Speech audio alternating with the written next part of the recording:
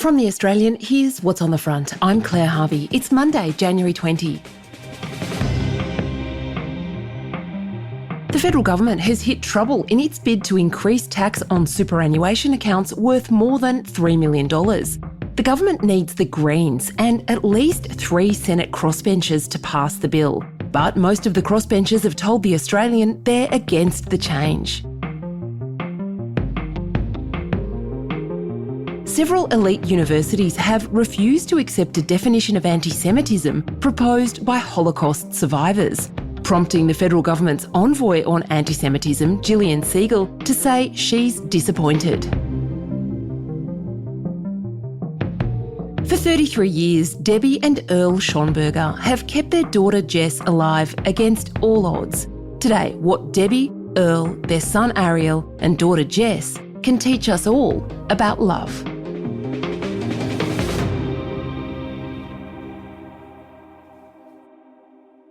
Sometimes as a journalist, there are stories you keep coming back to in your career. Stories that just don't want to let you go. In the case of Fiona Harari, one of our most senior and experienced writers here at The Australian, it's Jess, a young woman who, with her family, has an extraordinary story playing out in a suburban home just like every other one. Here's Fiona reading a little of her latest story about Jess. On her most recent birthday, Jess Schonberger woke to the sounds of joy. In her balloon-festooned Sydney bedroom, her celebration-loving family gathered around her for a photo and produced a bounty of gifts: a David Walliams book, a watermelon-scented candle and a robotic toy Furby. Then they performed a rap rendition of the Happy Birthday song, hoping to disguise the original version, which Jess has never really liked. They seem to have succeeded because Jess responded as she usually does to moments of delight, widening her eyes, raising her brow and gently grinning, a reaction that elicited even more joy from her family. There was a birthday cake too, but Jess could not eat that. Neither could she play with her carefully selected gifts. Yet this November day was an occasion not only of happiness, but also of wonder and of pride. Because in another time, Jess was diagnosed with a rare and life-limiting genetic condition, and doctors told her parents she would not see her 3rd birthday. Devastated, they set about making the rest of her life safe, happy and warm. Encircled by love and supported by a growing list of medical aids and medications, she reached her 1st birthday. Having never crawled, she turned 2. Without uttering a word, she turned 3. Each birthday was momentous, but this one in late 2024, marked with a book that she had to be read because she cannot read and a scented candle she could not admire, was even more special. Because on this birthday, after 3 decades of intensive care, Jess turned 33. There's a picture accompanying Fiona's story, which is live now at theaustralian.com.au/health.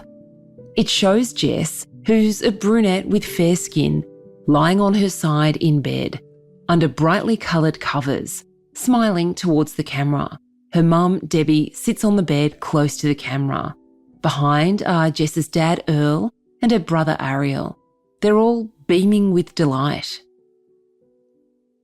Fiona has been doing this for a long time, and I've learned a lot from her over the years about how to deal with contacts. She can be tough and dispassionate, especially when she knows the subject isn't going to like the story that she's written. And Fiona can also be hugely empathetic and compassionate. She's a writer in our health section, which means she's constantly on the lookout for stories that are about the most important subject of all: how we live, how we feel, how we look after ourselves and one another. And Fiona knew this family's story would resonate with our audiences. I've sort of known them vaguely over many years, lived in the same area. We had family members who were at similar schools. And I think, in fact, when Jess was really young, I might have even been at a birthday party that she was at. And by that point already had some pronounced difficulties and was in a wheelchair. But I think I really got to know them about 12 years ago when I wrote a story for another publication about parents who were raising children who had life-limiting illnesses. So in other words, parents raising children who were going to die in childhood. I interviewed a number of families for that story. I went to a children's hospice. And in fact, in the course of doing that story, one of the children actually died during the period that I was doing the interviews. It was an incredibly difficult subject to tackle.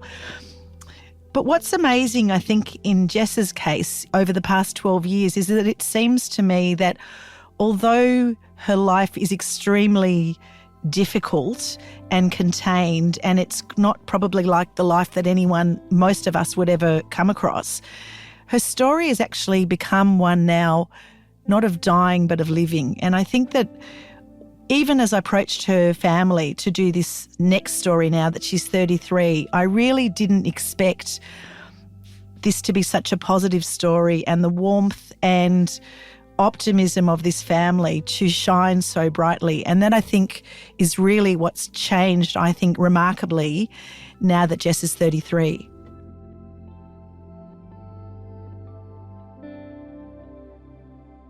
Everything they say, this family, is about gratitude for Jess, about how Jess has taught them something about living and about how to seize every day, to seize the moment. But they're not shy about admitting that life has been tough, are they?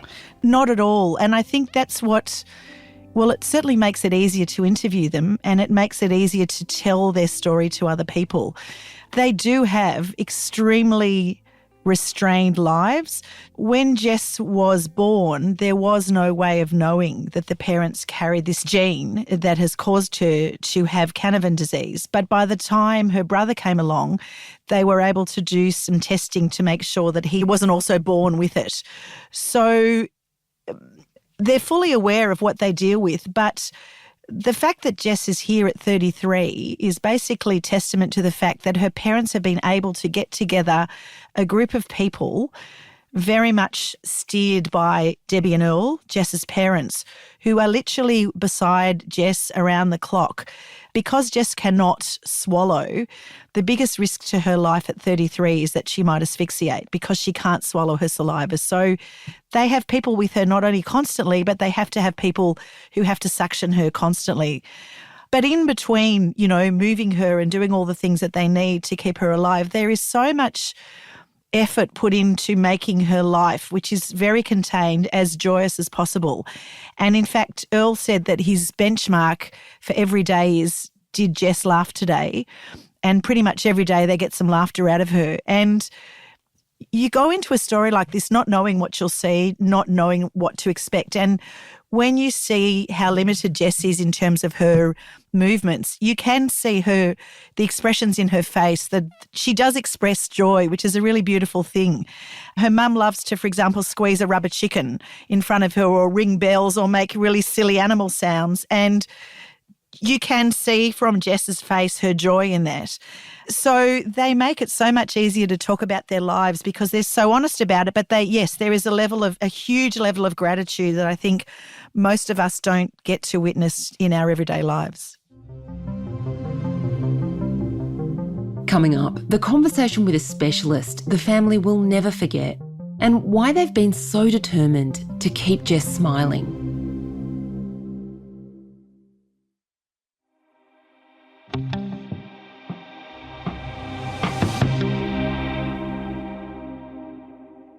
There's a moment that Debbie describes in your story before Jess's third birthday of sitting down with a specialist who spoke to them in a way that clearly to Debbie and Earl sounded extremely harsh and stark.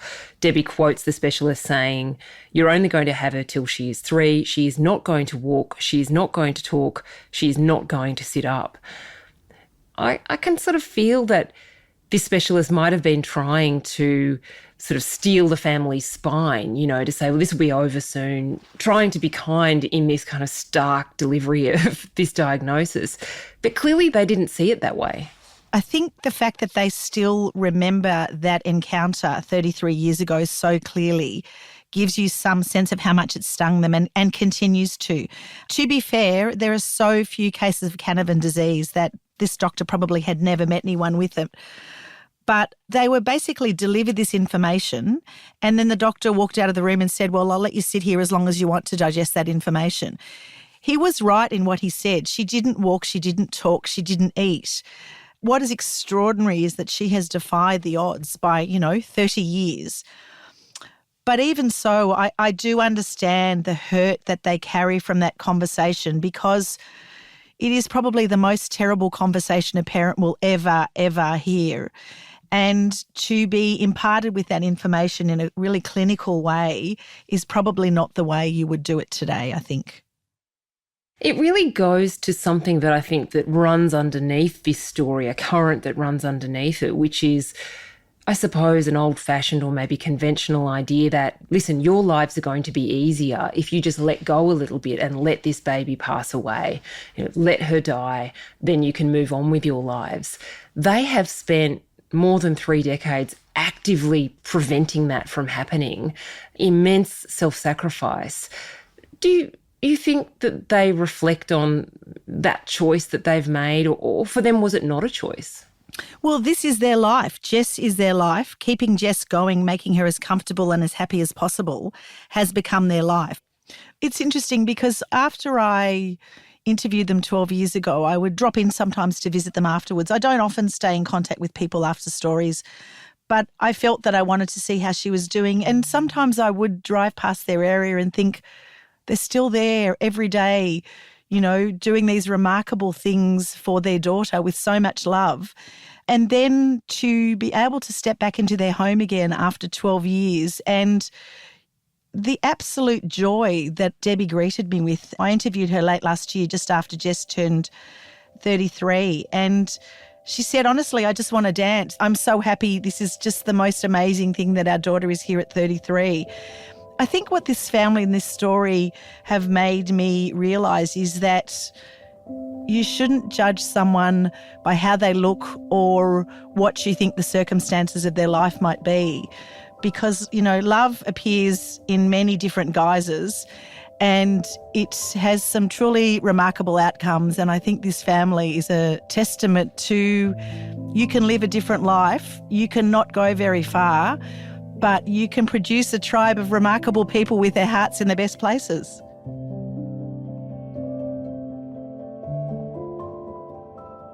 Fiona Harari is a senior writer with The Australian. You can read her story and all the rest of our journalism about health and everything else right now at theaustralian.com.au.